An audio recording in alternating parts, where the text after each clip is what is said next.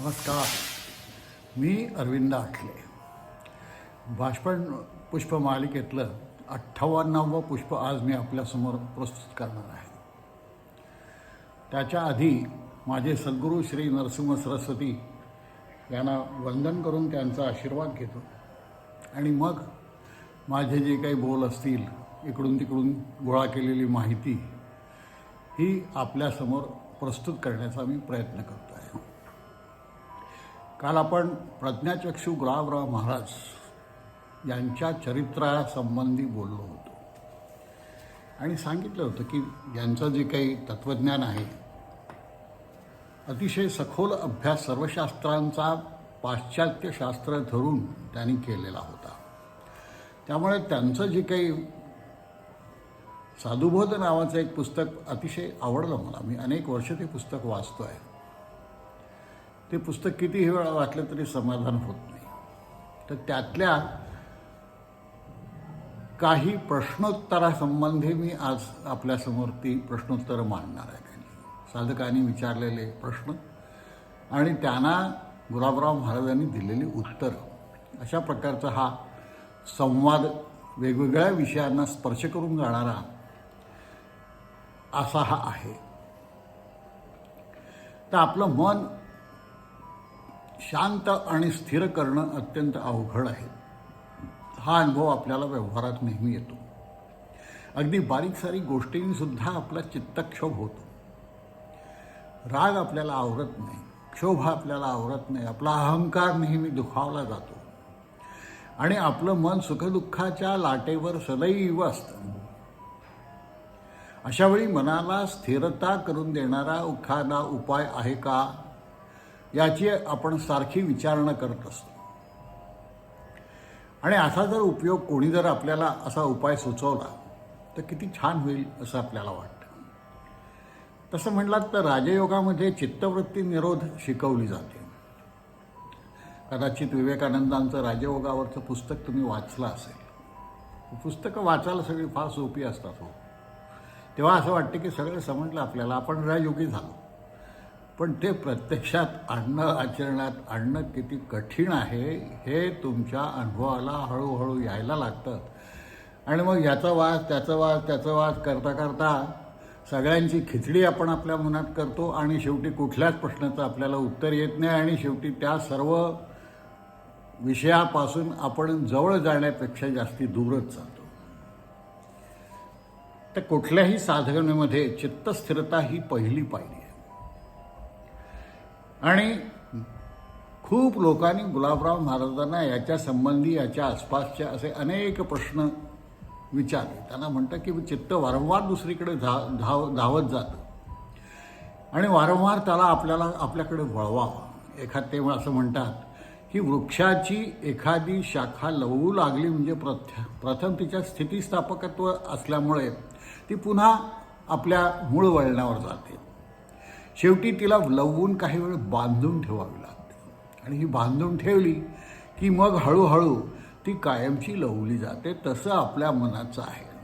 आपलं मन स्थिर नाही. पुन्हा आपल्याला वाटतं काही काळ स्थिर झालं, परंतु ते पुन्हा पहिल्यासारखंच जेव्हा उड्या मारायला लागतं, तो तसाच वेगवेगळ्या प्रकारचा घाणेरडा विचार करावा लागतं. तेव्हा वाटतं काय हे आपला प्रयत्न सगळा व्यर्थ आहे. तर त्याला बांधून ठेवावं लागतं, हे आपण विसरतो.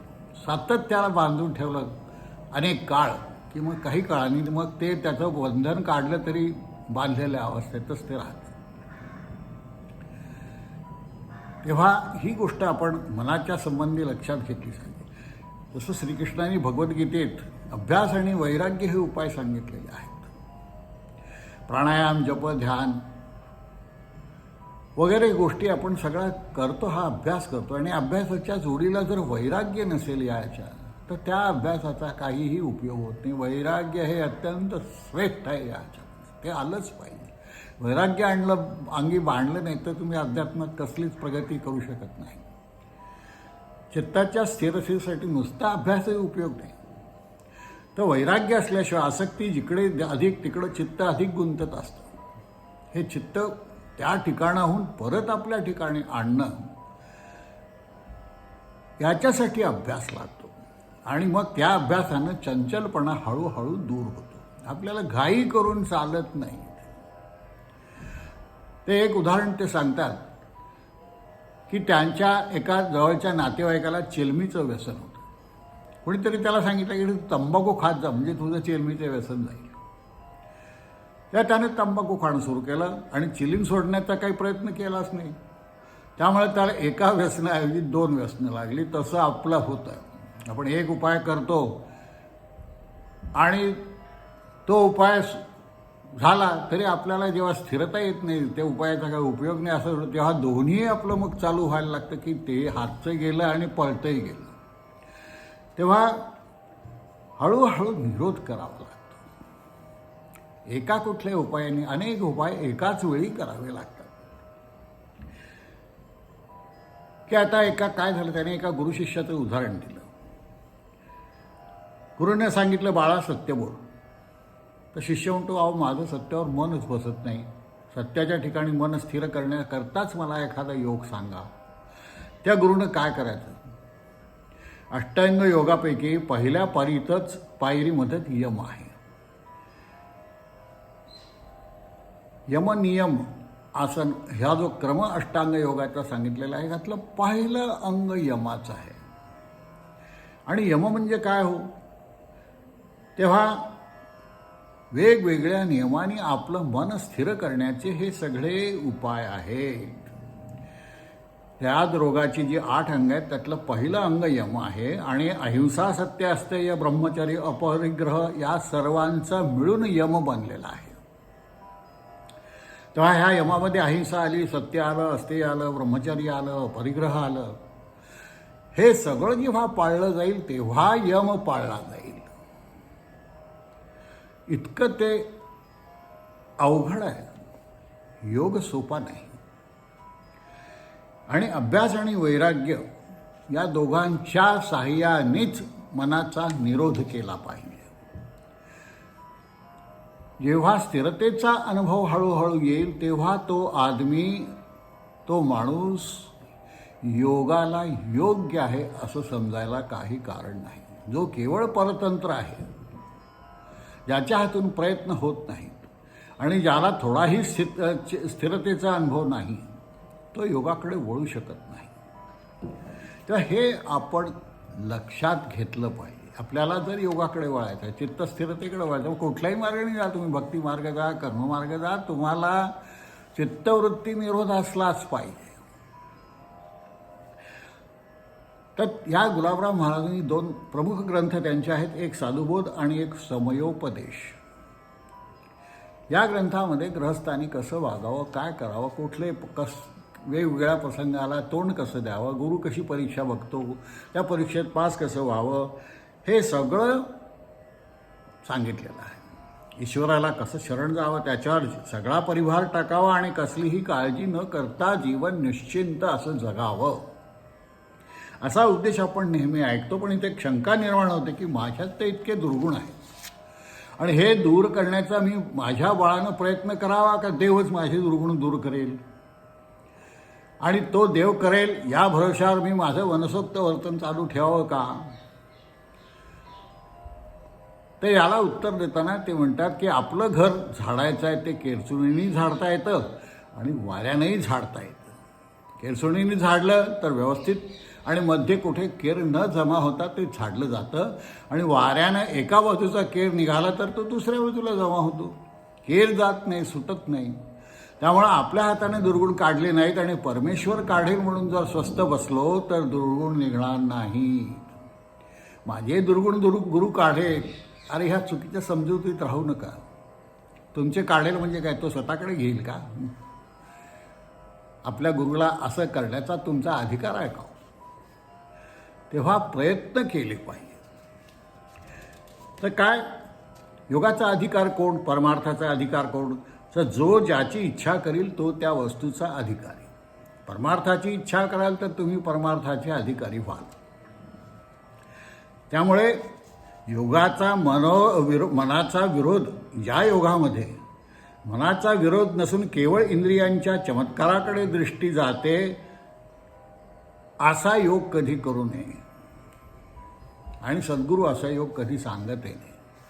तर ते असं पुढे एकाने विचारलं की अधिकारी पुरुषात मग गुण कोणते पाहिजे.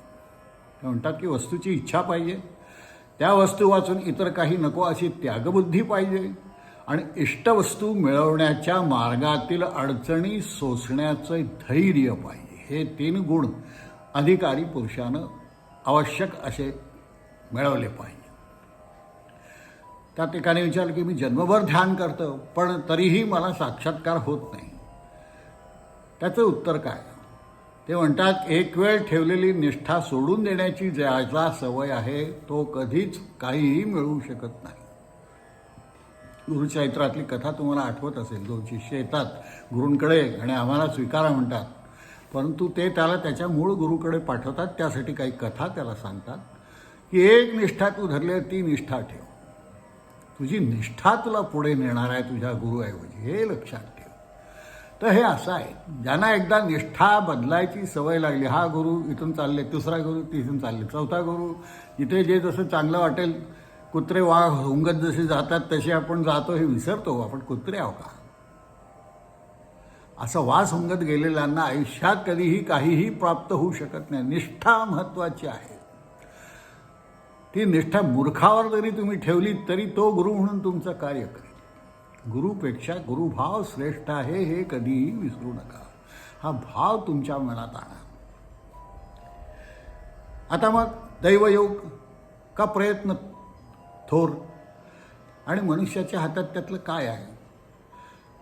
तर ते उत्तर देताना म्हणतात की जे ज्यावेळी बलवान असेल ते त्यावेळी थोर, परंतु मनुष्याच्या हाती दैव नसून यत्नच आहे. स्वतःचे प्रयत्न हेच त्याच्या हातात आहेत, दैव काही त्याच्या हातात नाही. पुढे एक जण विचारतो की बा वेदांत प्रयत्नवाद शिकवतो का प्रारब्धवाद.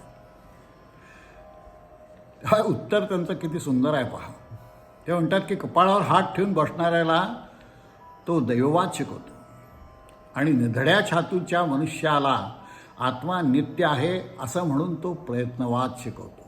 आता यात कुठल्या कॅटेगरीत बसायचं आहे ते तुम्ही पहा. एकाने विचारलं की जो परमेश्वरावर पूर्ण भरोसा ठेवतो तो आळशी नाही का. ते म्हणतात की मुळीच नाही. आळस आणि भक्ती ही अत्यंत वेगवेगळी आहेत. भक्तीचा आळसाशी काही संबंध नाही. भक्ती म्हणजे परमेश्वराशी तुम्ही जोडले जाता. मग परमेश्वर आळशी असू शकतो का. त्याने आळस केला तर सृष्टी चालेल का हो. त्यामुळे इथे हा तारतम्य भाव आपल्याला ठेवला पाहिजे. त्यांना एकाने विचारलं देव जर भक्तांची काळजी घेतो तर तो आमच्या तोंडात घास का आणून घालत नाही. त्याचं उत्तर फार सुंदर दिलं आहे त्याने. ते म्हणतात की तू भक्त नाही आहेस म्हणून तू असं करतो, आणि हे प्रश्न विचारण्याची काळजी तू आपली आप करतो आहेस, याचा अर्थ तू भक्त नाही आहेस. भक्त असता तर हा प्रश्नच तुझ्या डोक्यात आला नसता. आता सर्वभूती परमेश्वर समजून व्यवहार कसा करावा या प्रश्नाचं उत्तर देताना ते म्हणतात की ज्ञान होईल तर सर्वभूती परमेश्वर समजेल. भावनेनं सर्वभूती परमेश्वर समजण्याची कधीही खटपट करू नये, कारण तसं झालं तर आपल्याला शौचकूपालाही नमस्कार करावा लागेल. आणि सर्वभूती परमेश्वराची भावना करायची तर आपल्याला तरी विसरून गेलं पाहिजे, नाहीतर घोटाळा होतो. सर्वभूती समता कशाला म्हणायचं बरं, तर ब्रह्मरूपानं सर्वभूत सम पाहावी, देहरूपानी पाहू नये. विद्वान ब्राह्मण चांडाळ गायी हत्ती कुत्रा या ठिकाणी पंडित समान पाहतात असं गीतेत सांगितलं आहे, पण समानार्थाचा अर्थ ब्रह्म असा होतो. आणि हे आपण लक्षात ठेवलं पाहिजे. तर भक्ती कशाला म्हणतात, तर ईश्वरावरच्या प्रेमाला भक्ती म्हणतात. आणि प्रेम कशाला म्हणतात, तर आपण जितके आपल्याला आवडतो तितका जेव्हा ईश्वर आवडायला लागेल तेव्हा प्रेम आहे असं समजावं. त्यामुळे वेदांत आपल्याला स्वतंत्र शिकवतो का पारतंत्र्य, असा एक मोठा मखलाशीचा प्रश्न एकाने विचारला. तर ते म्हणतात की वेदांताच्या दृष्टीने अतिस्वातंत्र्य आणि अतिपारतंत्र्य दोन्ही एकच आहेत. पहा कसं सुंदर उत्तर दिलं आहे. हे उत्तर मनन करण्यासारखं आहे. कारण अतिपारतंत्र्य म्हणजे आपली शक्ती नाहीशी करून जो एक महती शक्ती असेल तिच्यात मिसळून जाणं, आणि अतिस्वातंत्र्य म्हणजे सर्व शक्ती आपल्यात मिळवून घेऊन आपणच महत्शक्ती होणं. हा स्वातंत्र्य पारतंत्र्याचा भेद मधला आहे. एका टोकाला जा नाही तर या टोकाला जा, तर तुमचं काम होईल. आपण असं करत नाही, आपल्याला समजतच नाही. हो, ठकाची व्याख्या करताना ते काय म्हणतात, ठक कोणाचा प्रश्न एकाने विचारला तर दुसऱ्याच दान देण्यास सांगतो, पण आपल्यावर प्रसंग आला असता दान देण्याचं टाळतो तो ठक. एक जण विचारतो, पैसा तर आम्ही कमावतो, मग दान का करावं? तर त्याचं उत्तर ते म्हणतात की मूर्ख आणि नीच लोकांचा हा व्यर्थ अभिमान आहे की मी पैसा कमावतो. अरे तू कोण? सर्व लोक दानावरच पोट भरतात, तूही दानावरच भरतोय. तुला कितीही भ्रम झाला की मी पैसा कमावतो, नाही.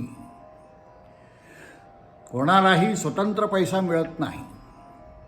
निरपराधी पशूंच्या प्राणावरच मनुष्याचं सर्व चालतं. परस्परांना देणं हा काही मोठा उदाहरणपणा नाही. म्हणून दान करणं हा मनुष्याचा स्वभाव असला पाहिजे. सृष्टीत परस्पर उपकारिता आहे, म्हणून खरा उपकार करणारा एक परमात्माच आहे आणि त्याच्यामुळे तुम्हाला हा पैसा मिळत असतो. जो तो जर आपल्या कर्माची फळं भोगतो तर मग इतरांनी त्याला मदत का करावी बरं? ते म्हणतात की तू आपल्या कर्माचं फळ भोगत असलास म्हणजे दुसऱ्यांनी आपल्याला मदत करावी असं वाटतं ना तुला त्यावेळी फळ भोगताना, तर मी माझ्या कर्माची फळं भोगतो, मला मदत कशाला, असा विचार येतो का रे तुझ्या मनात? फार सुंदर एक प्रश्न. किती अतिशय विद्वान आणि केवढा प्रज्ञा, काय प्रचंड होती हो त्यांची. आता संकटाची परंपरा दिसत असल्यामुळे चांगलं करण्याविषयीचं एखाद्याचं धैर्य खचतं. त्याला वाटतं की मी काही केलं तरी त्यातून वाईटच आहे, कारण मला इतकी संकटं येतात, एकावर एक. तर ते म्हणतात की अशा वेळी आपल्यापेक्षाही अधिक संकट परंपरेतली माणसं ध्यानात आणावी आणि आपल्या स्थितीत संतोष दृढ करावा. दरिद्री कोण आणि श्रीमंत कोण याची व्याख्या त्यांची पहा. ज्याच्या अंतःकरणात तृष्णा आहे तो दरिद्री. मग ही तृष्णा पैशाची असेल, बायकोची असेल, बाईची असेल, अजून कशाची असेल, तर तो दरिद्रीच. आणि जो संतुष्ट आहे तो श्रीमंत. आर्थिकदृष्ट्या कसाही असो, दरिद्री आणि श्रीमंत यांच्यातला भेद कसा आहे बघा. दुसऱ्याने विचारलं, कैदी कोणाला म्हणावं? तर म्हणतात ज्याच्या गरजा वाढल्या आहेत तो कैदी, आणि ज्याच्या गरजा नाहीत असा मनुष्य कैदेत सुद्धा सुखी राहतो. आपण का दुःखी आहे हे विचार करा. आपल्या गरजा आपण किती वाढवून ठेवल्या आणि म्हणून आपण दुःखात पडलेलो आहोत. आपल्या दुःखाची कारणं आपण शोधून पाहावी. वेदांतशास्त्रात पडतमूर्ख कोण? तर साधन चातुष्य नाही आणि तरीही वेदांत वाचून मला ब्रह्म समजलं असं जो म्हणतो तो पडतमूर्ख. असे पडतमूर्ख जगात पुष्कळ विद्वान स्वतःला समजणारे आहेत आणि ते प्रसंगी दुसऱ्याला आडवं होऊन त्याला प्रश्न विचारण्याचं सुद्धा धाडस करतात. हे खरे पडतमूर्ख. तेव्हा या संबंधी आपण सगळ्या वेगवेगळ्या आणखी खूप प्रश्न आहेत त्यांचे. पाश्चात्य जीवनाविषयी त्यांचं मत अतिशय वाईट होतं. ते काय म्हणतात की पाश्चात्य जीवन सगळं विषमय झालेलं आहे. आज आपण ह्या सगळ्या पाश्चात्यांचंच अनुकरण करतो. त्यांची 100 वर्षापूर्वी लिहिलेला आहे हा मजकूर वाचा तुम्ही, ऐका, त्याच्यावर मनन करा. ते काय म्हणतात की त्यांच्या पोटात काय, नाकात धुराचं विष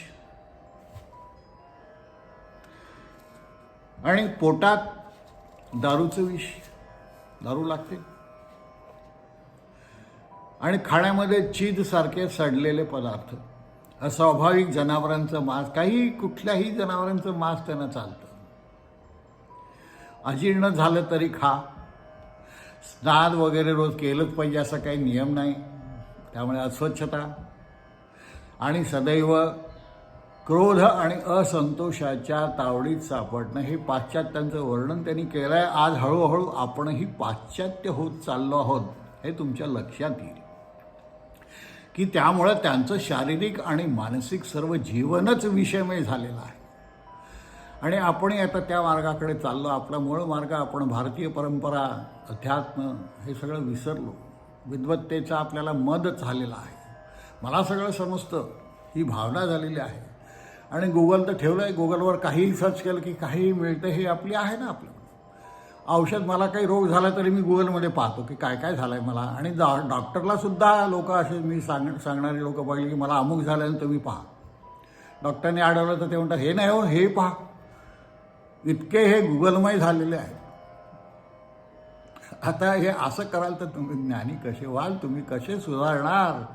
त्यामुळे आपले सगळ्यांचे संसार वाया चाललेले आहेत. छोट्या छोट्या मतभेदात आपण आपला संसार वाया घालवतो आहोत. बायकोशी मतभेद, आईशी मतभेद, बापाशी मतभेद, सगळीकडे मतभेद. आणि मी कसा स्वतंत्र आणि मी कसा हुशार आहे हे सांगण्याचा परोपरीचा काठोकाठ प्रयत्न.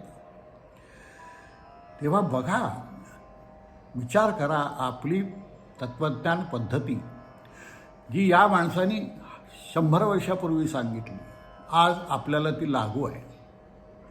आनंदात राहायचं असेल तर आपल्याला भारतीय परंपरेचा, तत्त्वज्ञानाचा विचार करावाच लागेल. त्यापासून सुटका नाही. भलत्या वाहत्या सुखाच्या मागे तुम्ही लागाल तर आयुष्यात ते तुम्हाला मिळणार नाही. कारण तुम्ही जेवढे पुढे जाल त्याच्या पुढे ते सुख गेलेलं असतं. त्यामुळे आनंदात राहायचं असेल तर गरजा कमी करा, विचार शुद्ध ठेवा, आचार शुद्ध ठेवा. आणि हे ठेवलं तरच तुमचा तरणोपाय आहे. नाही ते इथून पुढे प्रत्येक पिढीचं अतिशय कठीण होत चाललं आहे. तर असं हे गुलाबराव महाराजांचं तत्त्वज्ञान थोडक्यामध्ये प्रश्नोत्तर रूपाने त्यांनी जे काही दिले त्या साधूमध्ये मी वाचून दाखवलं त्यातलं बरंचसं. हा ग्रंथ मुळात वाचा, अतिशय सुंदर आहे त्यांचं वाङ्मय. ही मंडळ्यांची आपल्यावर इतके प्रचंड उपकार आहेत, पण ही मंडळीच आपल्याला माहिती नाहीत अशी आपली स्थिती आहे. तेव्हा असं करू नका. तुम्हाला जर आनंदाचं आयुष्य जगायचं असेल, तो जगण्याचा तुम्हाला हक्क आहे. प्रत्येकाला आनंद मिळवण्याचा हक्क आहे. आणि तो आनंद पैशावर अवलंबून नाही, तुमच्या मनाच्या संतोषावर तो अवलंबून आहे. आणि हे संतोष बाळगायला शिका. म्हणून जुन्या काळात पैसा नव्हता, अन्नाची ददात होती, घरात इतकी वाटणारी पोरं होती, पण तरीही त्यांच्या मनात आनंद होता, जो आज तुमच्यात नाही. तुमच्याकडे नुसता पैसाच आहे. तर ह्या गोष्टीचा विचार करा. हे आपण जे संतांची चरित्र पाहतो, कशासाठी वाचतो, कशासाठी ऐकतो, याचा विचार करा. आणि शांतपणे विचार करून ते आत्मसात करण्याचा प्रयत्न करा. तर एवढं आज त्यांच्याविषयी आपल्याला पुरे आहे. पुन्हा भेटू, एक एक छान असे विषय घेऊ. तुमच्या मनात ढवळण झाली पाहिजे, मन कुशाग्र व्हायला पाहिजे, विचार करण्याची शक्ती तुमच्या मनात उत्पन्न झाली पाहिजे. हा माझ्या या सर्व मालिकेचा उद्देश आहे. पहिल्यापासून मालिका पाहतो मी. या सगळ्यामध्ये एकच एक विशेष तत्व मी बिंबवत असतो, हे तुम्ही स्वीकारावं. नमस्कार, पुन्हा भेटू.